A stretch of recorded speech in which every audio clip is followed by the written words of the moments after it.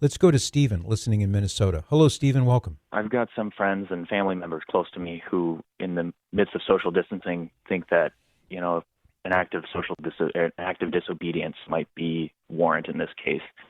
And so it's got me kind of thinking and praying, where should we stand on that? I found an article on Catholic.com from Frank Pavone when I looked up civil law, and he steps through when is it okay to disobey. Mm-hmm. And one of the things he mentions in there from the Catechism, I believe it's in section 1902 or 1903, is authority is exercised legitimately only when it seeks the common good of the group concerned, or if it employs morally licit means to attain it. And so I just kind of wanted your opinion and maybe the church's take on whether or not shelter-in-place orders and forcing people to be 6 feet apart from everyone at all times, if that infringes on anything, and if that warrants any disobedience, kind of the way to pray through that a little bit. Gotcha. Well, I personally don't think there's anything immoral about it. It's a prudential decision on the part of people who know the science. I mean, I don't know the science. So I have to rely upon the scientists and the physicians who do know the science, and they understand epidemiology. So when they say the easiest way, or the best way at least, to avoid contracting it and to avoid passing it on to others if you have it but are asymptomatic, is to practice social distancing, wear a mask, stay home.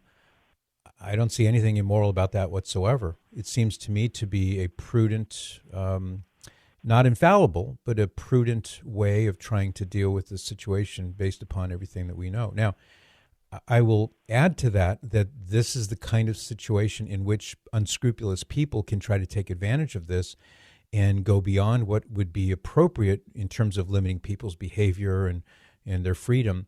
And so I'm not defending that. I'm certainly not defending any kind of tyrannical or capricious clamping down on people's personal freedoms. And there are people out there who want to do that, no question about that. But just being told to stay at home and practice social distancing, I think, is very reasonable.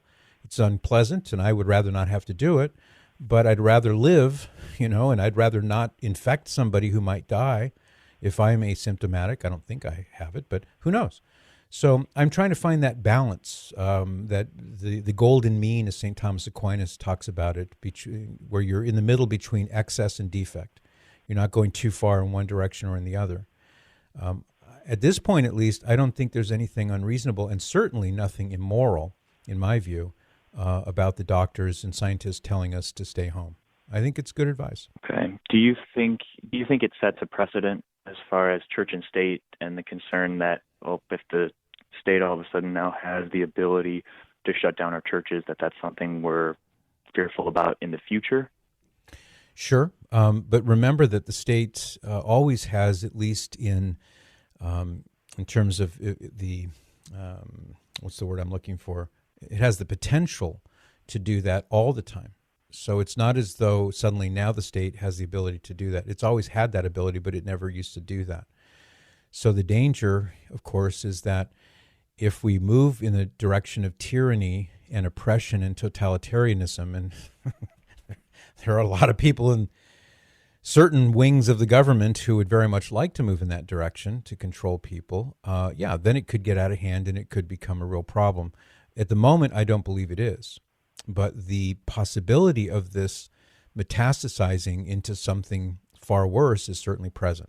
And I grant that, but we're not at that point yet. So are you asking about whether or not it would be better to not comply with the government prudential decisions now so that we send a signal, shot across the bow, hey, we're not going to go along if you guys get more and more tyrannical? No, I don't think it's a good idea to do that. If it starts getting to the point where the state is trying to, in a more serious and ongoing way, restrict the religious freedoms of people, then that becomes the situation where you have to make a decision. Well, what are you going to do?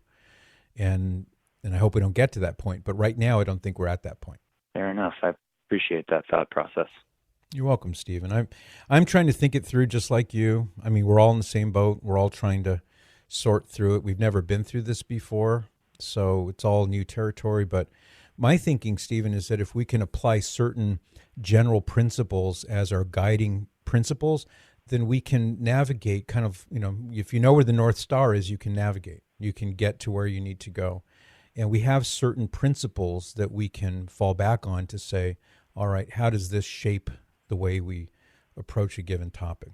So I'm glad I could talk about this with you. Yeah, I appreciate it. It kind of helps me be able to turn around and guide those people close to me that might think otherwise, and just kind of help talk through that process. How I get from what's in my head to transmitting to other people, it goes with sharing my faith too. So you help a lot with that. I appreciate it. Oh, you got it, Stephen. I appreciate that. For more of The Patrick Madrid Show, visit relevantradio.com/Patrick.